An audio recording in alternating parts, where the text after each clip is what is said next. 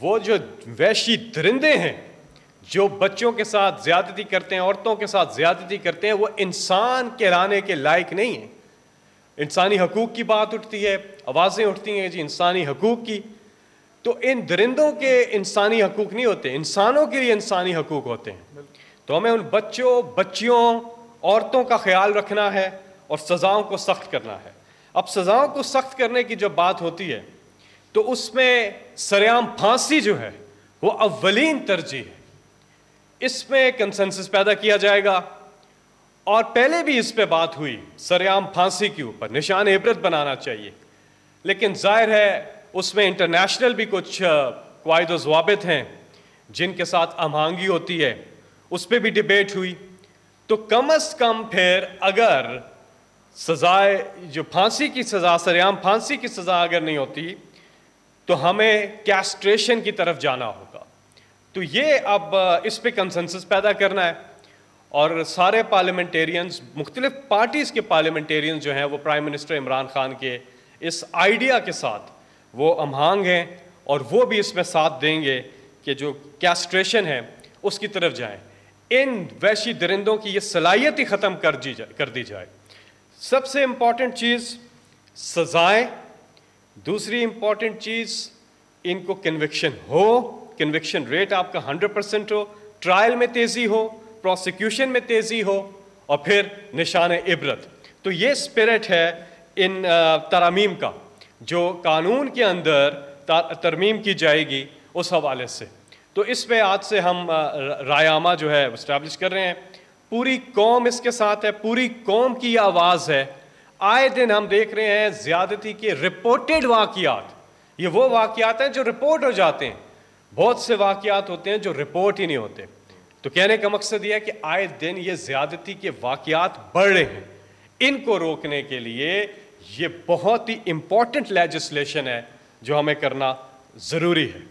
اور یہ جو وحشی درندے، ان کو ہم میسج دیتے ہیں یہاں سے، پوری پارلیمنٹ سخت قوانین لا رہی ہے۔ اگر آپ نے ایسی حرکت کی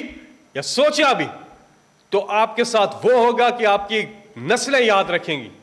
آپ جو ایک پورا ایک آپ نے مافیا بنا ہوا ہے، جس طرح سے یہ جرائم کے اندر ہے، ہمیں پتہ ہے کہ بہت سے لوگوں کو سیاسی پشت پناہی بھی حاصل ہوتی ہے ایسے کاموں میں۔ ماضی میں کئی واقعات ہوئے اور ہم نے دیکھا کہ پولیٹیکل کس طرح سے لوگ ان کی پشت پناہی کرتے تھے۔ آپ آئندہ سے یہ ہونے نہیں جا رہا، تو ان کو یہ کلیئر میسج ہے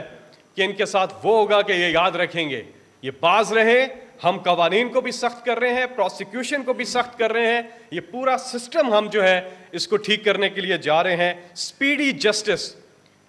بہت تیزی سے انصاف جو ہے وہ انصاف ہوتا ہے۔ تو یہ سپرٹ ہے اس پوری قانون سازی کا۔ سینیٹر ذیشان ابھی آپ سے بات کریں گے، اور پھر زینب کے فادر بھی آپ سے بات کریں گے۔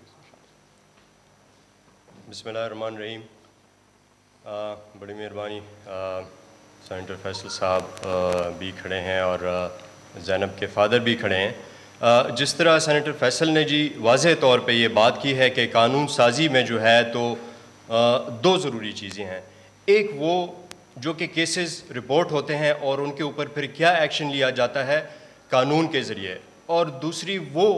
جو کہ کیسز رپورٹ نہیں ہوتے، تو اس کے لیے بھی قانون میں ایسے کوئی شک ہونے چاہیے، ایسا کوئی طریقے ہونے چاہیے کہ وہ کیسز رپورٹ ہوں، اور ہمارے معاشرے میں جو ہے تو اس چیز کی کمی آئے۔ میں سمجھتا ہوں کہ اس لیجسلیشن کے علاوہ اور اس قانون سازی کے علاوہ جو ہے تو ذہن سازی بھی بہت ضروری ہے ہمارے معاشرے میں، وہ بہت بڑا رول پلے کرے گی اس قانون کے امپلیمنٹیشن میں، اور اس چیز کو کم کرنے میں اس کا بہت بڑا رول ہوگا۔ ابھی بھی اگر آپ دیکھیں، ایک رپورٹ شائع ہوئی ہے جس میں بتایا گیا ہے کہ پنجاب میں جو ہے تو کیسز زیادہ ہیں سب سے، اس کے بعد سندھ میں، پھر کے پی میں، اس لحاظ سے تو اس کا مطلب یہ ہے کہ یہ پورے پاکستان میں جو ہے تو یہ کافی زیادہ ہے، اور پاپولیشن کے لحاظ سے جو ہے تو کافی زیادہ ہے۔ تو لہٰذا اس کے اوپر ایجوکیشن جو ہے تو وہ لوگوں کی ہونی چاہیے۔ اس میں ہم سارے سٹیک ہولڈرز ہیں، صرف قانون ساز نہیں، بلکہ میں سمجھتا ہوں کہ جتنے بھی ہیں ہماری، اگر پولیس ہیں، اگر ہمارے وکلاء برادران ہیں، باقی ہمارے معاشرے میں اگر کوئی اسلامی اسکالرز ہیں، تو ہم سارے جو ہیں تو ان بچوں کا ہمارے اوپر یہ حق ہے کہ ہم ان کے لیے قانون سازی کریں، ان کی امپلیمنٹیشن ہو۔ میں زیادہ ٹائم نہیں لوں گا کیونکہ زینب کے فادر بھی، والد صاحب بھی ہمارے ساتھ کھڑے ہیں، اور میں چاہتا ہوں کہ وہ ادھر آ کے تو بات کریں آپ کے ساتھ۔ بڑی مہربانی۔ صاحب، فقط ہمارا یہاں پر آنے کا مقصد بھی یہی تھا کہ یہ جو ایک ناسور بن چکا ہے ہمارے ملک میں بچوں کے ساتھ جنسی زیادتی کا اور انتہائی بے ایمانہ انداز سے ان کو قتل کرنے کا، جو سراسر غیر انسانی فعل ہے، اور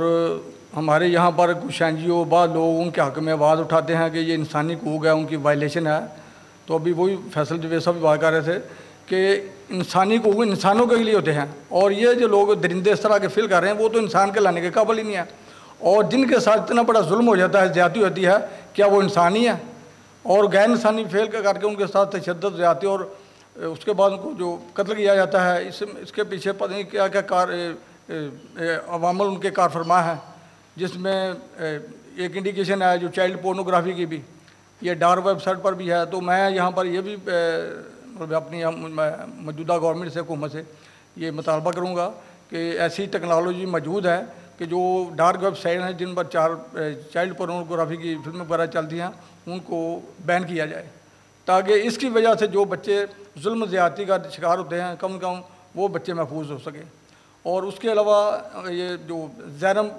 یہ زارا نام کے زینب بیٹی کے نام سے ایک اتھارٹی بنی ہے، زینب بل پاسو ہے بچوں کی ریکوری کے لیے، ان کو تحفظ دینے کے لیے،